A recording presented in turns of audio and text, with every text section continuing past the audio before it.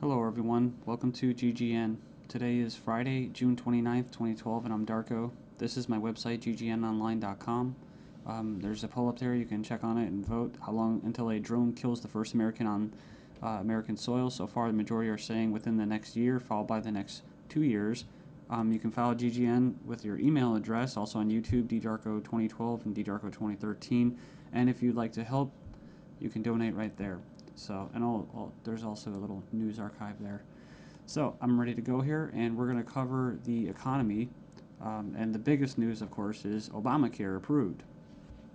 It was kind of shelved for a while there, and now it's back from the dead. So, and a little bit of eugenics, because you have financial warfare, and then you have social warfare, you have eugenics, and it kind of all just is immersed, right, in the same global agenda.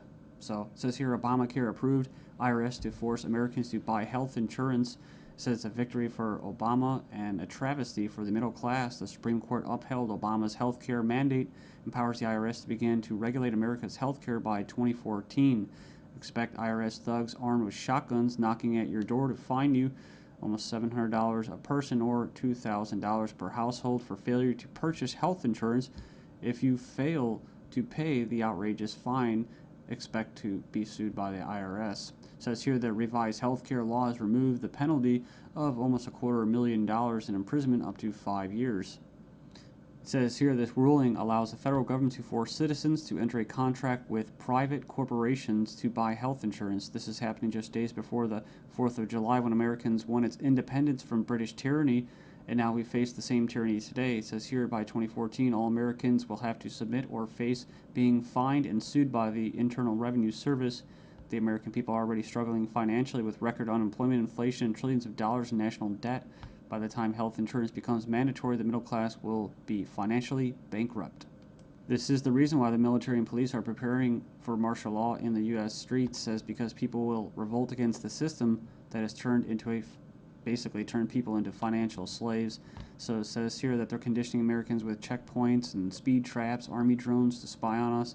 We're going to cover all this, rolling out the tanks and putting military goons on residential streets to prepare us for what is to come in the future. It says here the Bilderberg Group discussed in Spain about wanting to level America into a third world impoverished nation where we're all poor under world government dictatorship. It says here soon the Americans' standard of living will drop significantly, and it won't just be the standard of living, it will be their age of death, right? Their basically the average lifespan. It says here services will be cut. We're going to get into that too, death pathway and stuff like that.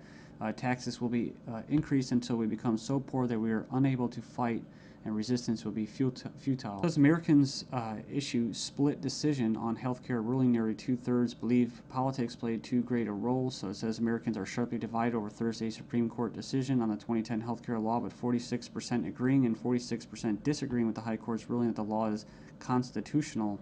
Then you have from the Daily Bail, Obamacare complicated. Check out the flow chart. And yeah, there's our buddy, the IRS, right there. But it's just a god-awful mess. And you have Secretary of Health and Human Services in the middle. All these different vested interests, all these different bureaucracies. And the biggest invested interest that helped write the bill was the insurance companies. And they're the ones that are going to basically, how could you say, not profit. Well, they will profit, but they're going to get the best advantage from this, right? And if you would like an anarchist perspective on the whole Obamacare thing, I think Stefan Molyneux did a pretty good analysis of this. I think he held back a lot. I think he's gone over it and made his point so many times, his argument, that he was actually kind of just laid back about it. So it's kind of nice. It's 18 minutes, not too long. The truth about Obamacare, yes, it's even worse than you think. And right here in the description, he puts in there the 6 facts that he presents in his argument. So fact 1, there is no law in the U.S. anymore. Basically what he's saying is that if they could just do anything, then there's no law, right? And it's tricky because, in quote, in a stateless society, there would be what? No law. Well, there would still be common law. See, this isn't common law. This is political law. That's why you have pigs, political law enforcement, and the like that are going to be enforcing this, federal agents and that. So in other words, what he's saying is that you might as well just have no government, because right here you have a dictatorship with, quote, laws, right? They have laws that basically write in a dictatorship.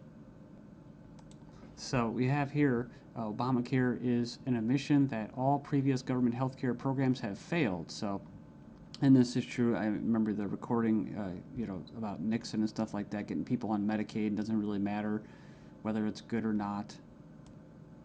And in fact, costs have already doubled from initial estimates, and that's usually how it works. As soon as this gets closer to fruition, oh yeah, some hidden costs. Sorry, guys.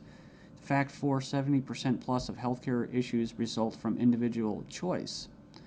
So the thing about it, he's talking about smoking, drinking, eating basically a lot of bad food and stuff like that. You can actually help.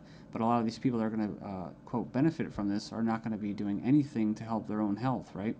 So it says here the inability to discriminate on pre existing conditions is an essential driver of healthcare cost. So I think what he's saying there is it's not very free market. It says here that the fines for non-compliance are destined to rise enormously. We have 15 reasons why the Obamacare decision is a mind-blowing disaster for America. It was actually, it says here it was voted 5-4 decision to uphold the vote. And it says here, the bill, it says here the swing vote was Chief Justice John Roberts, who was appointed by George Bush, W. Bush. And not that you'd have any confidence in the judicial system as it stands, just based off past history and their track record. It says here after the vote today, it is hard to have any faith in the U.S. Supreme Court. I guess they're saying because it was quote conservative. According to the Supreme Court, the federal government has the power to force you to buy private goods and services. And it goes on and says here that it's another step away from individual liberty, another step towards a nanny state. I hate that word. But it says here IRS is now going to be given the task of hunting down and penalizing Americans. And it says here, in fact, the Obama administration has given the IRS $500 million extra dollars outside the normal appropriation process to help them enforce the provisions of Obamacare they're in charge of overseeing. It imposes more than 20 new taxes on the American people. And you can click the link there. If you click the title of this article, you can find it and check it out. So it says here, number 5, an attempt to control costs and promote efficiency. Obamacare limits the treatment options that doctors and patients can consider. In other words, the death pathway, right? The British system, this is likely to result in a decrease in life expectancy. That's what I was talking about in the United States in the beginning of this video.